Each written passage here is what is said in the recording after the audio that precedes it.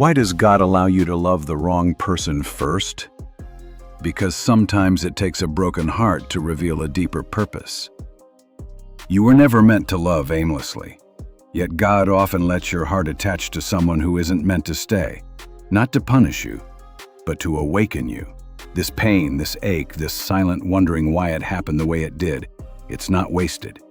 There's something sacred about pain when it leads you to purpose. When you look back at the person you once prayed for, cried over, maybe even begged God to keep in your life, you realize that sometimes the greatest mercy is unanswered prayer. You didn't see it then, but He did. You saw potential. They saw convenience. You saw covenant. They saw comfort. And God saw a lesson, a divine turning point. He allowed you to love deeply, even desperately, not to destroy you, but to teach you what love is not, so that you would one day recognize what love truly is. Deuteronomy chapter 8 verse 2 says, God leads us through the wilderness to test what is in our hearts. That wilderness was a relationship, and in that relationship, you found both your weakness and your longing. You discovered the parts of you that could not save yourself. And that's the beginning of surrender. It was never just about them, it was about what God was shaping in you. You had to experience a love that was selfish, unstable, or conditional, so you would stop chasing emotional highs and start craving eternal truth. The wrong person exposes your blind spots. They touch your insecurity, mirror your wounds, and stir your need for validation. You learn that desperation for affection can mimic love, but it's a counterfeit. The enemy knows this too. That's why he often sends a distraction before God sends the real thing. A counterfeit connection feels intense, but leaves you anxious. It feels urgent, but lacks peace. And yet God allows it, not because He wants you to suffer, but because He wants you to awaken. The heartbreak becomes holy ground. Romans 8:28 doesn't promise that all things will feel good, but that they will work for your good. The wrong person stripped away your illusions, shattered your fantasy, and left you with questions. But those questions led you to God. You cried, "Why would you let me love someone like that?" And heaven answered, "Because I needed you to see who you are without me." You loved them more than you trusted God.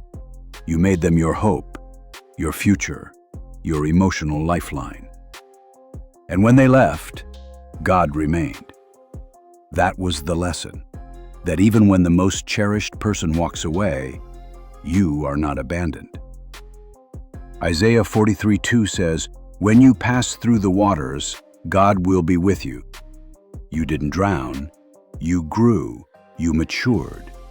You saw your worth not through the eyes of someone else, but through the eyes of your Creator. God allowed you to love the wrong person first so that your soul would no longer settle for imitation. So that you would finally realize that love is not chemistry or timing or passion, it is sacrifice, patience, truth. It is 1 Corinthians 13 kind of love, and you can't fake that. Not for long. When you experience the wrong love, you begin to hunger for the right one. A love that doesn't just attract you, but anchors you. A love that doesn't just excite you, but edifies you. That kind of love begins with God. And God often becomes most real after you've been broken. That's the paradox. He allowed your heart to be broken so He could enter it fully. So you would stop idolizing connection and start pursuing covenant. So you would stop asking, "Do they love me?" and start asking, "Do they love God?" Because now you understand, a person who doesn't know God can never truly love you. 2 Corinthians 6:14 warns not to be unequally yoked. Yet sometimes we only see the truth when we've already tasted the pain. And God, in His mercy, lets the wrong person leave, not to break you, but to bless you, so that your next relationship is built on wisdom, not wounds, so that you enter love healed, not hungry. Because a hungry heart settles, but a healed heart sees clearly. You loved the wrong person, but that love wasn't wasted. It revealed your capacity to give, your hunger for depth, your desire for something eternal. And God will not waste a heart like that. He will use it, refine it, and fill it with a love that mirrors His own. So next time you ask why He let you fall for someone who couldn't stay, remember this. Sometimes God lets your heart break so it won't bow to anything less than Him. That's not punishment, that's protection, that's preparation. And in His time, the right one will come, not to complete you, but to join you on a path that points to the cross, not the crowd. Because true love doesn't pull you away from God, it pulls you deeper into Him.